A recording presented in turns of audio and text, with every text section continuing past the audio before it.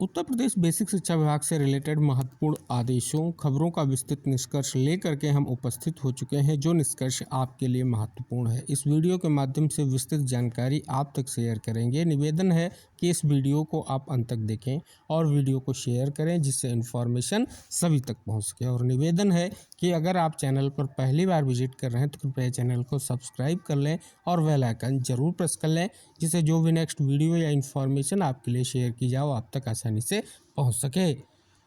बड़ी खबर आ चुकी है, शिक्षक नियुक्ति आयोग की कार्यप्रणाली का ब्यौरा तलब। इलाहाबाद हाईकोर्ट ने प्रदेश सरकार से शिक्षकों की नियुक्ति प्रक्रिया से जुड़ी कार्यप्रणाली का पूरा ब्यौरा मांगा है। साथ ही उत्तर प्रदेश शिक्षा सेवा चयन आयोग की जानकारी पेश करने को कहा है। न्यायमूर्ति प्रवीण गिरि ने यह आदेश जो है स्पष्ट तौर पर अगर आप देखेंगे, जो स्पष्ट किया गया है कि किन प्रावधानों के तहत प्राथमिक, जूनियर हाई स्कूल, इंटरमीडिएट, उच्च शिक्षा स्तर पर नियुक्तियों का अधिकार प्राप्त है। यह भी पूछा गया है कि बेसिक शिक्षा अधिकारी को कानून के तहत किसी शिक्षक या कर्मचारी की नियुक्ति का अधिकार है या नहीं। तो देख रहे हैं, एक महत्वपूर्ण जो है कोर्ट का आदेश जारी हुआ है, जो भर्ती विशेष से रिलेटेड है।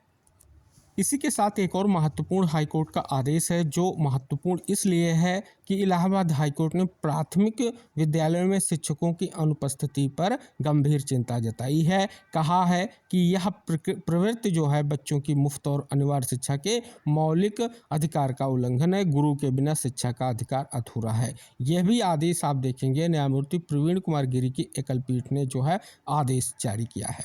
साथ ही अगर आप देखेंगे, कोर्ट ने राज्य सरकार के मुख्य सचिव, अपर मुख्य सचिव, महानिदेशक स्कूल शिक्षा, निदेशक बेसिक शिक्षा और जिला बेसिक शिक्षा अधिकारियों को निर्देश दिया कि शिक्षकों की समय पर उपस्थिति सुनिश्चित करने के लिए ठोस नियम बनाएं और डिजिटल उपस्थिति प्रणाली को प्रभावी रूप से जो है लागू करें। तो यहाँ देखेंगे एक महत्वपूर्ण आदेश ये भी स्पष्ट हो रहा है।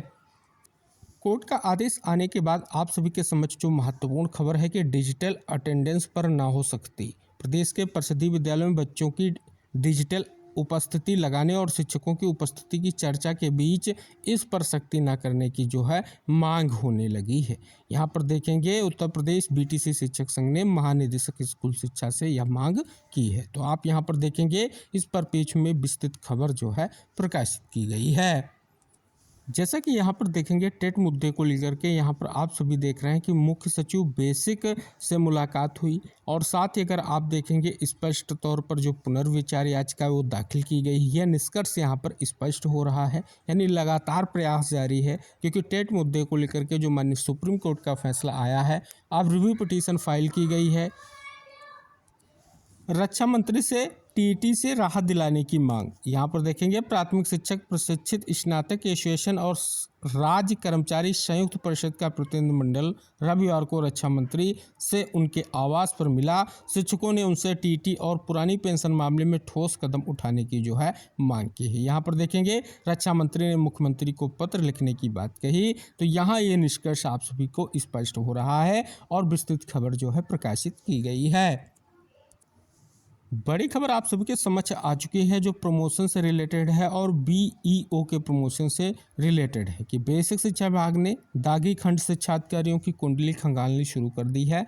इनके खिलाफ आई शिकायतों, कार्रवाइयों का ब्यौरा तलब किया है, जिससे इसके आधार पर इनका भविष्य तय किया जा सके। बीईओ का प्रमोशन भी इन शिकायतों की स्थिति पर निर्भर करेगा। निदेशालय ने सभी मंडलीय शिक्षा अधिकारियों एवं वीएसए को अपने यहाँ तैनात बीईओ पर प्रचलित जांच का विवरण भेजने को कहा गया है। एक और महत्वपूर्ण खबर जो प्रकाशित हुई वो इम्पॉर्टेंट क्यों है, आइए जानते हैं। 9 महीने पहले शासनादेश हुआ, नहीं शुरू हुए शिक्षा मित्रों के तबादले। अपने घर के नज़दीकी स्कूल में पहुंचने के लिए शिक्षा मित्रों ने पहले 8 साल इंतजार किया। काफ़ी प्रयास के बाद इस साल जनवरी में यह शासनादेश भी हो गया कि उनको नज़दीकी स्कूलों पहुंचने का एक मौका दिया जाएगा। इसके लिए उनके ट्रांसफ़र किए जाएंगे। तब से फिर वह इंतज़ार कर रहे हैं। बेसिक शिक्षा विभाग ने अब तक तबादला प्रक्रिया शुरू नहीं की है और ना ही इस बाबत में कोई नया आदेश जारी किया है।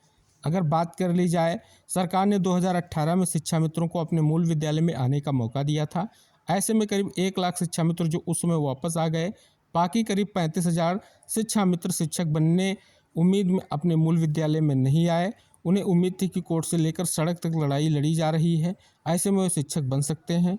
नए शासनादेश ने उनको मौका दिया है कि वे अपने घर के नज़दीकी स्कूल में आ सकते हैं, लेकिन अब तक प्रक्रिया शुरू न होने से जो है निराशा है। कहाँ आ रही है दिक्कत? दरअसल कुछ ऐसी महिला शिक्षा मित्र भी हैं जिनकी शादी हो गई है। कुछ ही की शादी दूसरे ज़िले में और कुछ की ज़िले में ही काफ़ी दूर हो गई है।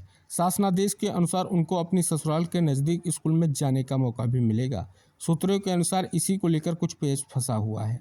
अधिकारी यह तर्क दे रहे हैं कि शिक्षा मित्र संविदा पर हैं, नियमित महिला शिक्षकों को तो तबादलों में ससुराल का विकल्प चुनने का मौका दिया जा सकता है, संविदा कर्मी को नहीं। दूसरी बात यह है कि शिक्षा मित्र जब शिक्षक बने थे तो उसी जिले में दूसरे स्कूल में तैनाती दी गई थी। अब अगर शादी दूसरे जिले में हो गई है तो वहां कैसे भेजा जा सकता है? इसे ध्यान में रखते शासनादेश में संशोधन को लेकर के भी अधिकारियों में मंथन जो है चल रहा है। इसी वजह से तबादलों में देरी हो रही है।